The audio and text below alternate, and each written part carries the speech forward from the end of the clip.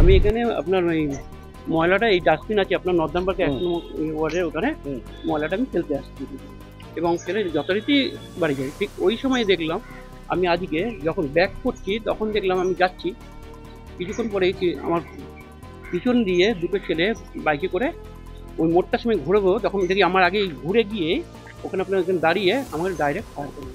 Fire গুলি করলো? কটা গুলি করলো? একটা।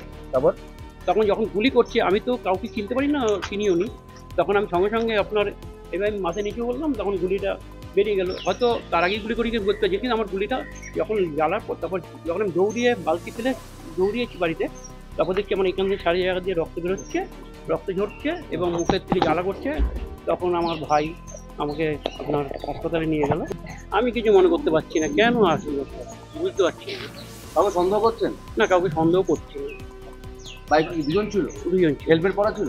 হ্যাঁ, হেলমেট পরা। কোন দিকে পালিয়ে গেল আপনার বলতে পারছি না। আমি ওরা যখন ঘুরে ওখানে মুভ করলো তখন আমি দাঁড়ালাম, আমি যখনই গুলি করি আমি তখন পড়ে গিয়ে। আপনি কিন্তু ডেকেছিল তারা? হ্যাঁ, আপনার নাম ধরে ডেকেছিল? না না, কিচ্ছু ডাকেনি, কোনো কিচ্ছু ডাকেনি। আমি তখন আপনার ওই ফেলে দিয়ে খিচে বাড়িতে দৌড়াচ্ছি মাগো করে, তখন ওরা সম্ভবত ওইদিকে, আর ওরা জানি ওরা মনে এইদিকেই এসছে।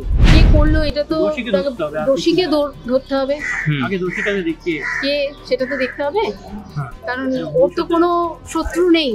এবার এটা কি করলো, কিভাবে করলো সেটা আমি জানি না স্যার।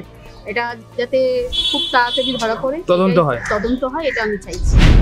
আমার তো মনে হয় যে আমার নিজের ব্যক্তিগত ধারণা, নিশ্চয়ই কোনো টিপ আছে, কোনো কিছু আছে আমার নাহলে বলে একটা ছেলে যার কোনো শত্রু, অজাত শত্রু, যার কোনো শত্রু নেই, হ্যাঁ, সে তাকে কেন এইভাবে আক্রান্ত করা হবে?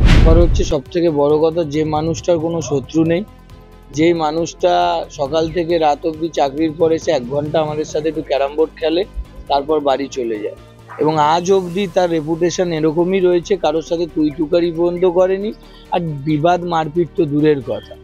তো এরকম মানুষের শত্রু হওয়া খুব চাপ। তাই এটা পুলিশ পুরোটাই সকালে এটা হওয়ার পর থেকে বহনগর থানা তৎপরভাবে এসে ইনভেস্টিগেশন করছে।